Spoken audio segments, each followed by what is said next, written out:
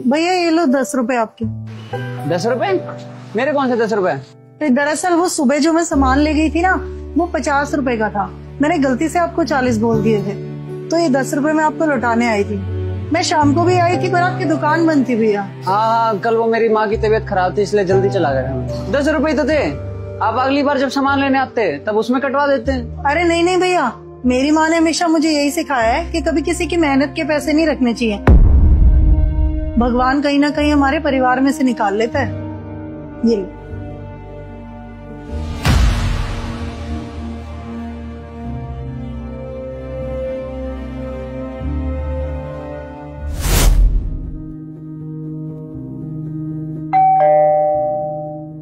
अरे साहिल तू? भैया नमस्ते। क्या हुआ साहिल, दुकान का सामान टाइम पे नहीं पहुंचा क्या? भैया दुकान का माल तो टाइम पे पहुंच गया था, बल्कि आपने इस बार 300 का सामान ज्यादा दे दिया था, तो मैं वही 300 रुपए देने आया था। अरे भाई 300 रुपए तो थे, हम आगे पीछे इसका हिसाब किताब कर लेते। अरे नहीं साहब, मैं चाहता तो ये 300 रुपए रख भी लेता, आपको पता भी नहीं चलता, लेकिन ऊपर वाले को तो सब पता होता है ना, और ऊपर वाले की लाठी में आवाज नहीं होती। ये 300 रुपए क्या पता मेरे परिवार को कहाँ दुख दे जाए। आखिरकार हम कमाते तो अपने परिवार के लिए ही है ना।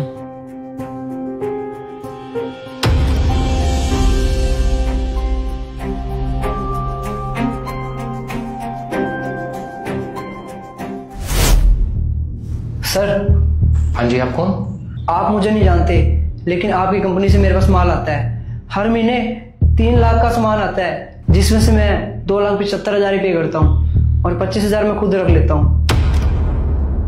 ये आपके 10 महीने के पैसे 2,50,000 रुपए। अरे ये बात तो मुझे पता भी नहीं थी, और तुम चाहते तो ये पैसे तुम रख भी सकते थे, तो तुम लौटाने क्यों आए हो?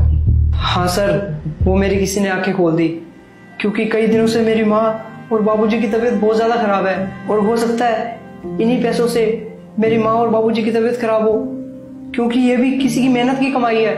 इन पैसों के बारे में आपको तो नहीं पता, लेकिन ऊपर वाले को तो पता है। उसकी लाठी में आवाज नहीं होती। शायद तुम ठीक ही कह रहे हो।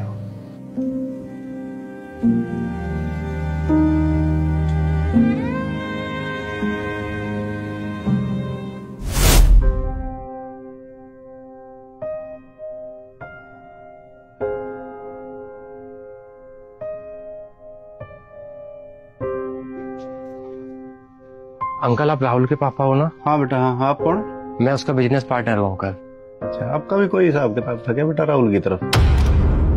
अभी मेरे पास तो कुछ बचा नहीं बेटा, मैंने उसका पूरा कर्जा उतार दिया, सब बेच दिया, मकान भी बेच दिया, जमीन थी वो जमीन भी बेच दी।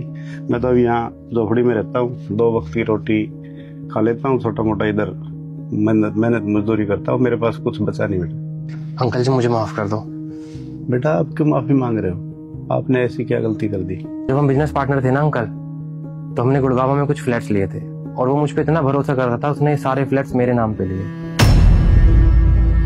और जब वो गया तो मुझे पता था उसने ये फ्लैट्स के बारे में किसी को बताया नहीं होगा, और ये सच मैंने सबसे छुपाए रखा, और आज मेरी किसी ने आंखें खोल दी अंकल। और जब हम किसी की मेहनत की कमाई का हक रखते हैं ना अंकल जी, तो ऊपर वाला हमसे या हमारे परिवार से किसी न किसी तरीके से वो ले ही लेता है। और मेरी फैमिली में तो कोई रहा नहीं अंकल जो इस प्रॉपर्टी को यूज कर सके, तो आपके बेटे का हक मैं आपको लौटाने आया हूँ, ताकि कल को मैं भगवान के घर जाके अपने दोस्त से नजर तो मिला सकूं।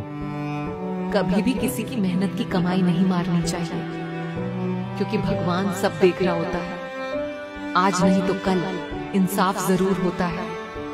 जो दूसरों का हक छीनता है, उसका चैन, उसकी खुशियां सब छिन जाती हैं।